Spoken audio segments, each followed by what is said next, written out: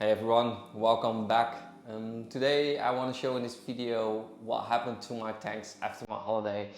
I got back at night, uh, last night, 4 o'clock, and I was really doubtful of the state of my tanks. I've been away for around 8 days, a little bit longer. I did the cleaning the weekend before, and yeah, I was a little bit scared. I did have a backup. My father has a little know-how about fish tanks and plant keeping, so I showed him my beautiful Arca RO device and how to refill my tanks, but that was about it. Yeah, he fed the fish, fed the shrimp, but he didn't clean my tanks obviously because it's a hard job. So, like I said, I don't have much time. I'm gonna clean 10 tanks, if I count them correctly. Yeah, there's still 10 tanks running. So I'm gonna show you the before and the after, obviously, and what went wrong. So I will just stop chatting and start the video. We're gonna start off with the shelving unit. The carnivorous box are the first that I'm gonna test or check out how they've been doing. We have some dried out leaves, obviously, some dead plants. They need some feeding as well, so that's one of the main things that I have to do this weekend and get some fruit flies or some other bugs for the tanks. As you can see, the first one I'm just giving it a little bit of a spray down. It's the only thing it needs. It has some dormant species in it. Yeah, not much to do here, so there won't be a big after. And then we have the glass pot maru. It has some moss in it and some bucephalandra. The moss is bucephalandra moss. I got it from my friend MJ.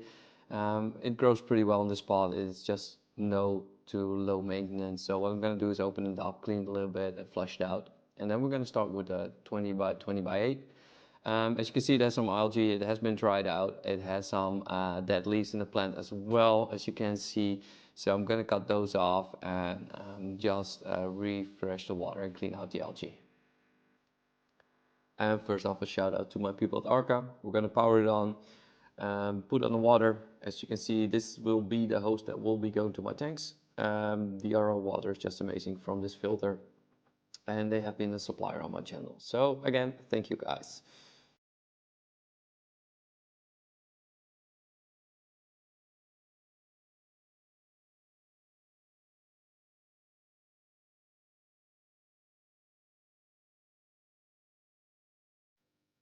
So we start off with pruning the tank. As you can see, it has some dead flowers, some tiny dead leaves of the Droseras, but mainly everything was cut down before my trip. I had some pest invasion in my biggest Drosera, and the easiest thing you can do is just cut it down completely, spray it down, the box will just die out, and then it will grow back in its full glory, as you can see. For now, I will just add some RO water. Mainly, I don't replenish it with any fertilizers or minerals. So I just fill it up, clean it, drain it once or twice before all the algae is gone, and then fill it up one more time halfway. And as you can see, my preferred weapon of choice is still sponge. Usually I buy the cheap sponges and cut them up in pieces because it's easier for the nano tanks. And also a cheap toothbrush, they're easy and you can buy them everywhere.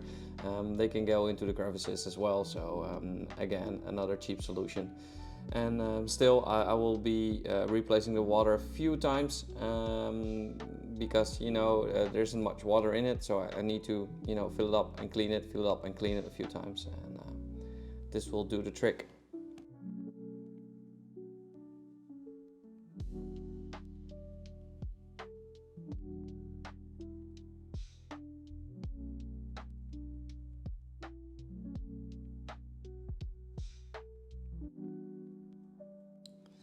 And now the final result of the tank.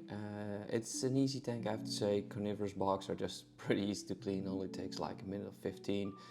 And I will keep some close-ups later on in the end of the video, so please keep watching. And we're off to the terra base. As you can see, this one hasn't been opened up and it was leaking a lot of water, so we got algae in it eventually. So it really needs to clean up, especially also with some mold. It hasn't been doing that good. And here's a little surprise. My little girl came up and she really wants to help with the tanks. It's good to see the young children being so curious about everything in this hobby. So yeah, I have my tiny little helper here, and maybe it's because of the pink toothbrush, but she's always curious, and like I said, she always wants to help. So we have some fun cleaning up together. What we do with the terra base is just give it a little bit of a spray down to remove the mold. It's the easiest way. As you can see, it also has some yellow spots in it. And I think these terra bases will do a lot better just a windowsill in my experience. I've done it before, 2 terra bases in windowsill, and I think 2 of them in the shelving unit, and I always use the Doa mist after cleaning, so that's around once a week.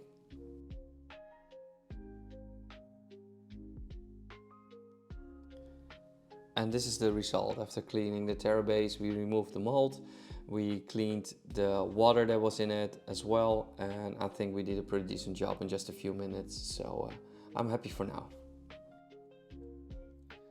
And we're off to the 8820C. This has been a fun little tank. It didn't get a lot of attention, so it really needs a full cleanup. It's housing a Neo Caradina Sakuras, red Sakuras. They're doing pretty well. Also the leftover Bucephalandra is doing good, but as you can see, it has a lot of algae and the filter really needs some cleaning. So let's get started with this thing. And we start off with cleaning the True Nano filters. I use these on most of my tanks. They're really easy and also really easy to maintain. I fill them up with Cetium Matrix. That's the biomass that works the best for me. Well, we cleaned the lily pipes and the hoses, and I think this one is ready to put it back on.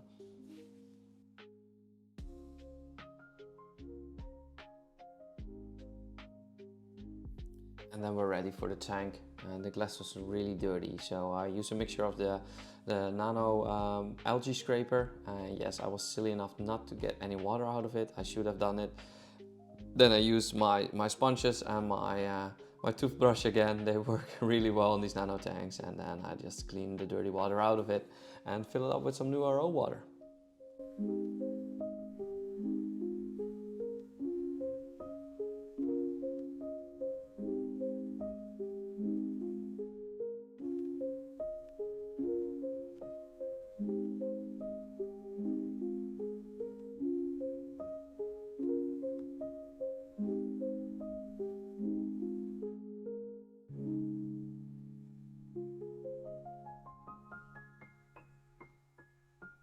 I don't want to forget this fertilizers. I'm being sponsored by 2-Hour Aquarist and using APT10 without the nitrates and phosphates, so really control the algae in my tank.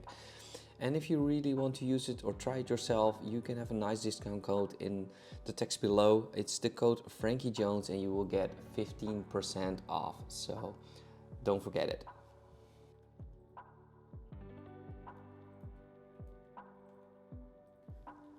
And we're already done with the 8820C. As you can see below, there's still the black water tank. It didn't need much maintenance because I already threw in some botanicals beforehand. So we're gonna skip that one and we're gonna go right over to the 90p. And already from the start we can see that the 90p has a lot of algae on the glass on all sides. So what we're gonna do is have a quick algae scraper, refresh the water and see where maintenance is needed. Also the lily pipes really need some cleaning, so I'm gonna clean the outside first and see if the inside needs it as well. And there is some, well, protein on top of the water, so if we chuck in the skimmer it will probably be alright.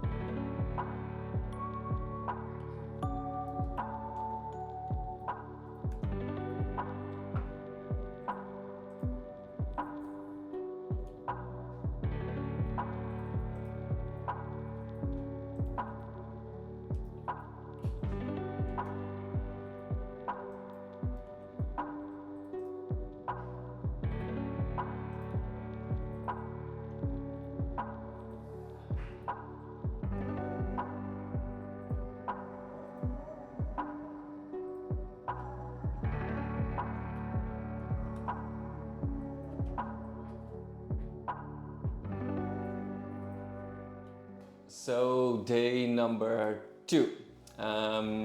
Like I thought yesterday already, is that I couldn't do all the tanks in one day, especially because we came home pretty late at night, and I started pretty late as well because I needed to do a lot of chores.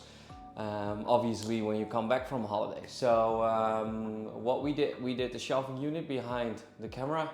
I did the 90p, even managed to get some fish that I already wanted, so maybe I can show them in this video as well. And what's on my list for today is the 45p, this little nano tank. Still indecisive if I want to keep it because I have cyano in it after I rebooted it, and for some reason it keeps on coming back. I tried all kinds of supplements, I removed some plants that were melting. It's just being a little annoying to get a hang of. I already see some cyano here. I just don't know if I want to continue it. I like the scape. Obviously it has been a really cool tank as well with the progestamon, but I just don't know. I'm pretty indecisive. Maybe I clean one more time and see after what happens, but it will just not chill down. And then we have the shallow, and that looks pretty damn good even after 8-9 days. It's just thriving, almost no algae on the glass as well. Maybe it's because of the shrimps or the gobies. I just don't know. No algae, clear water, happy. And then the longer tank, also the waterfall. The moss has been growing so damn fast. Maybe it's because of the nano CO2 injector. I don't know, but it needs some cleaning. It has a lot of algae, so I will just go ahead with the cleaning and yeah, show you how they are now and how they turn up later on. So let's start with part 2. So the 45p already had some algae before the holidays. I couldn't get rid of it, so I quit with the dosing pump, and as you can see it still has some spots on it. The plants look a little bit, well, let's say colorless. I think that's because of the fertilizers, and we also have some cyano at the front. But it looks more promising than it was before. So I'm gonna give it a quick water change, clean up the algae, remove the cyano, and start it. And yeah, I'm clumsy enough to put the camera right in front of my arms while I'm cleaning. So you guys have to look past it a little bit because this is the only content that I have of me cleaning the tank, and otherwise we have to wait another week. But I'm sorry for that.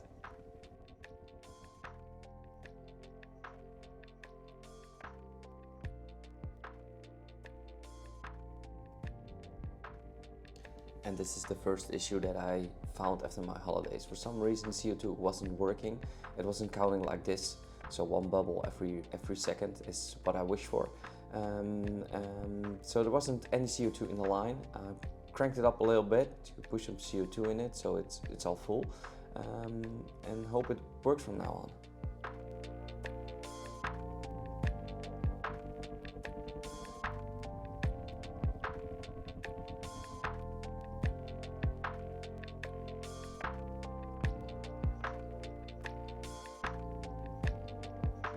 So while cleaning the sand bath, I accidentally sucked up some more sand than I wanted to, but it's fine. I have some spare Rio Tigre sand, and we're gonna just fill it up a little bit more so it looks clean and tidy.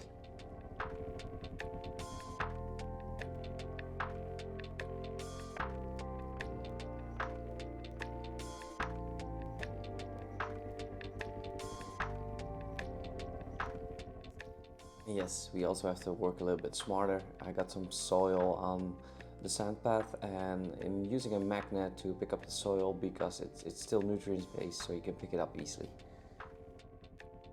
And then it's time for the new dual waterfall. As you can see, it already has some algae on the front and the side. It is CO2 injected, so yeah, it grows fast. Even the path is already clogged for the waterfall, so we're gonna remove and put some scissors in it as well, and the glass is broken there, so we have to watch out a little bit and maybe cut up the peanut fida.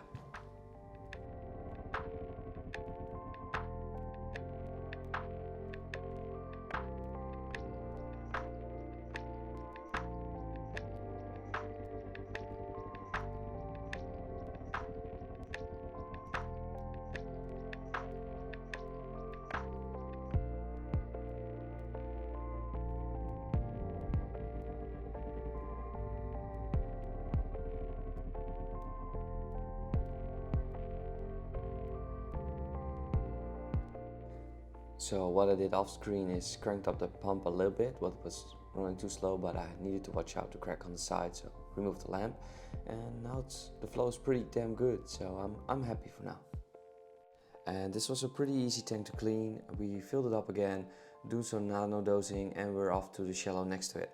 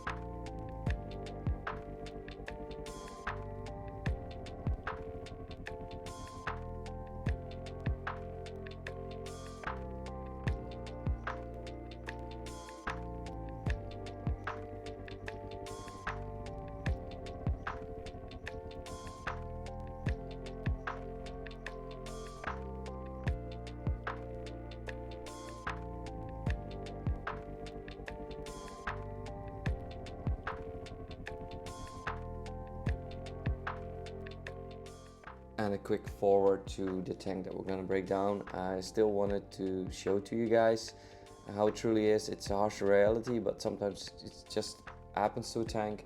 I'm already removed some dead plants, and yeah, here you can see a little bit of the cyano. It's in the moss as well, also on the roots.